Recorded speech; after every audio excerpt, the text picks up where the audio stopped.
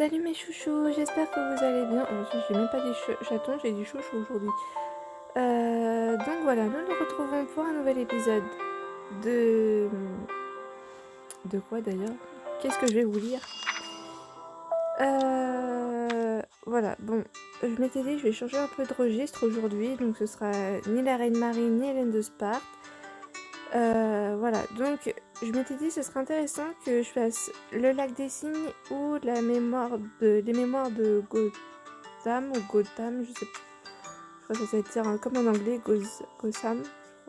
Bref, voilà, vous aurez compris, mon anglais et moi, ça fait deux. Hein. Bref. Ou alors je fais une petite histoire annexe du type de la Reine Marie, sauf que c'est Fièvre de Figaro.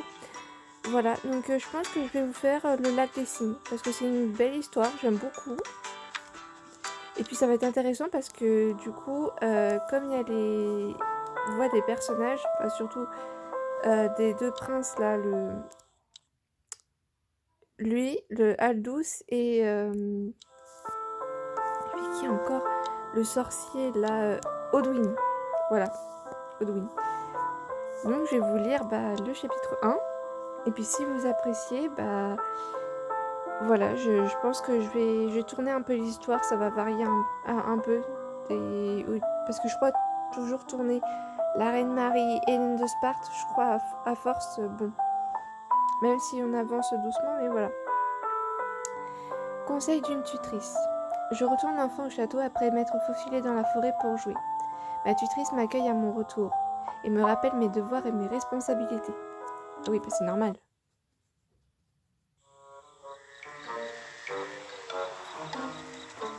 Ouf! Personne ne m'a remarqué. Ce passage secret s'offrait à moi. Ma princesse, vous êtes enfin de retour. Mademoiselle Roseline, vous m'avez fait peur. Ah tiens, je croyais que rien ne pouvait vous effrayer. L'heure du couvre-feu est presque passée. Je croyais que vous vous étiez perdu. Je connais bien la forêt. Je ne suis pas prête de me perdre. Ayez une pensée pour la vieille dame que je suis, voulez-vous? M'allonger dans un lit et me faire passer pour vous. Je craignais que le roi décide soudainement de vous rendre visite.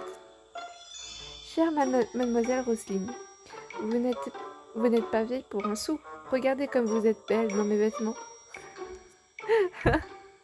Les gens nous prendraient pour des sœurs si nous sortions ensemble. Vous et vos flatteries. Je ne peux pas jouer dehors en permanence comme vous le faites. Vous n'auriez pas dû rester dehors si tard, aujourd'hui. Le soleil s'est couché beaucoup plus tard, alors. Attention à ce que vous avez vu. Je suis restée avec les cygnes un peu plus longtemps que je ne le pensais. Est-ce si amusant de jouer avec les cygnes? Bien sûr. Voulez-vous venir la prochaine fois? Ils vont vous adorer. Je n'ai pas le temps pour cela. Mon Dieu, vous avez encore sali votre robe.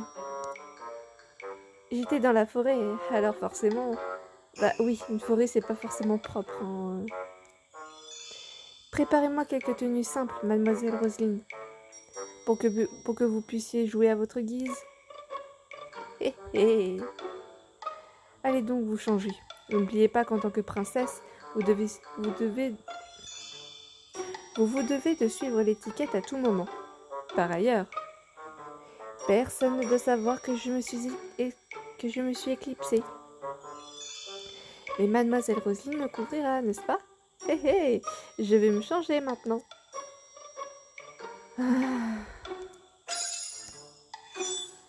Vous en doutez, j'ai déjà la tenue. Bon, maintenant, j'ai plus besoin de le dire vu que c'est devenu une évidence. Grandiose, festif.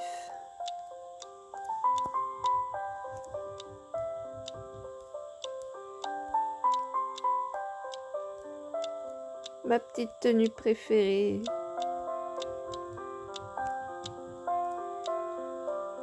Alors, je tiens quand même à le souligner. On ne vous prêtera que la perruque et la robe, d'accord? Comme vous pouvez constater, je n'ai pas les chaussures. la couronne, les boucles d'oreilles, le collier et le bracelet, c'était en plus pour un autre niveau et j'étais obligée, sinon je ne pouvais pas continuer l'histoire. D'ailleurs, vous me faites penser. Voilà.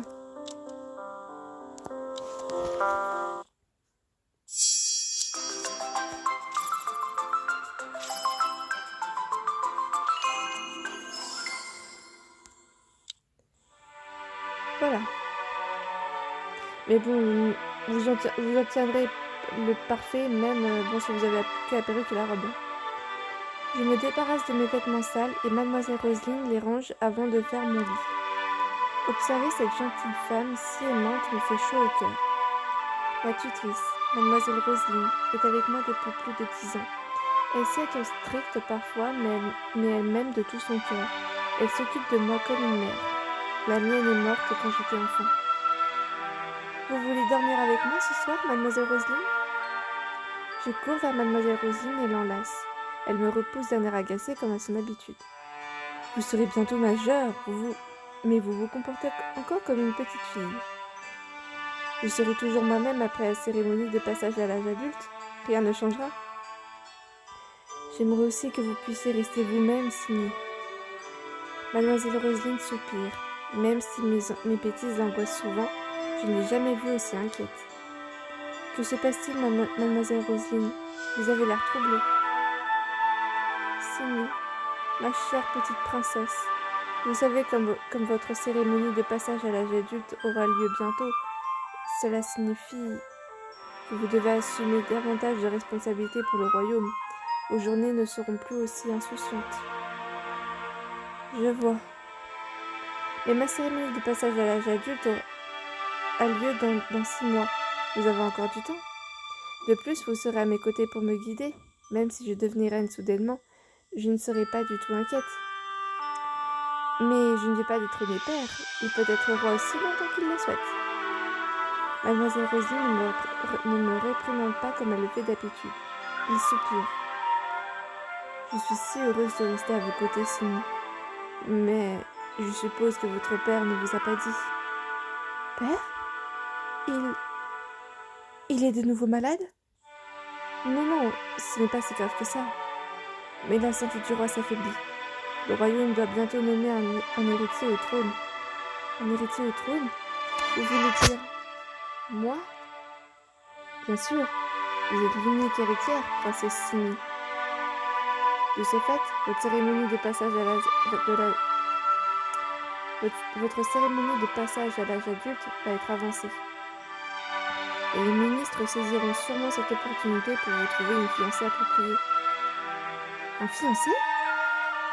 C'est trop tôt ? Je n'y ai jamais réfléchi. Toute héritière doit passer par là. Il vous faut apprendre à gouverner le royaume et vous préparer à vous asseoir sur le trône. Mais je ne suis pas prête pour cela. Je pensais avoir de nombreuses années devant moi. Je ne veux pas me fiancer. Je ne connais personne. Je ne suis pas encore prête à être reine, Mademoiselle Roselyne. Je n'ai ni la carrure, ni la force de mon père. Oh, ma pauvre enfant.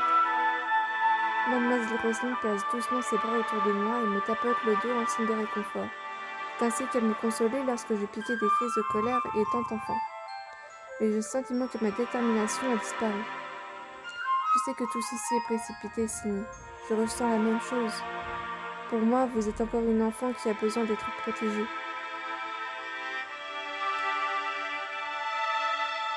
Excusez-moi. Et le royaume a besoin d'un héritier. Et vous avez un tel âge pour cela. C'est votre devoir en tant que princesse. Je n'en veux pas. Je n'ai aucune idée de la manière dont nous gouverner un royaume. Je sais que père est débordé par des questions politiques jour et nuit, des énormes piles de documents sur son bureau. C'est un cauchemar. Vous ne devriez pas dire cela, princesse.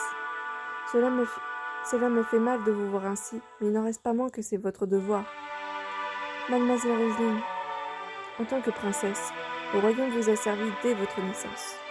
Comme nul autre, vous avez joui d'une vie luxueuse, de votre statut royal et des honneurs qui l'accompagnent. Le moment est à présent venu d'assumer vos responsabilités. Comprenez-vous? Je prends mes responsabilités. Je croise le regard de mademoiselle Roselyne. Il a l'air terriblement grave. Je la vois rarement avec cette expression. Mon père ne m'a jamais parlé de ces questions délicates. Je suis habituée à être sous la protection de mon père et de mademoiselle Roselyne, et je n'ai jamais imaginé qu'il deviendrait un jour vieux et frêle. C'est difficile, mais je comprends mademoiselle Roselyne.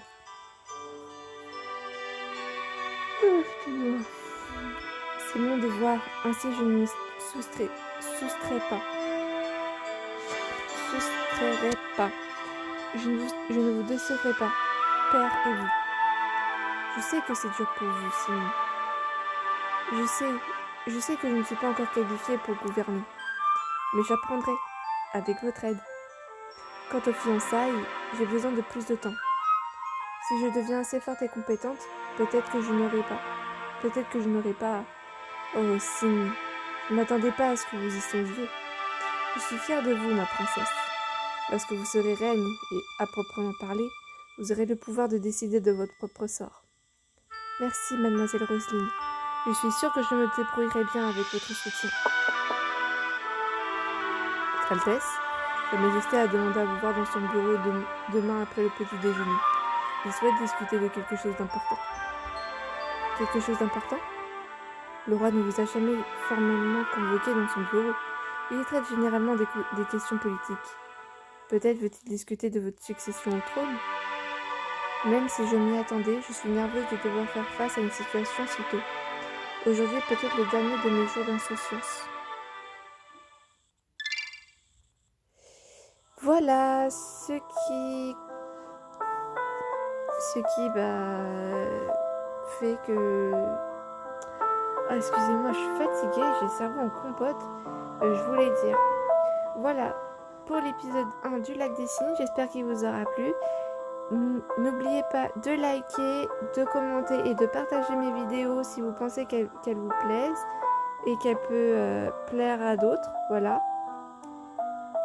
Et puis voilà, et j'essaierai de sortir la suite de la Reine Marie et Hélène de Sparte dans la semaine si je peux.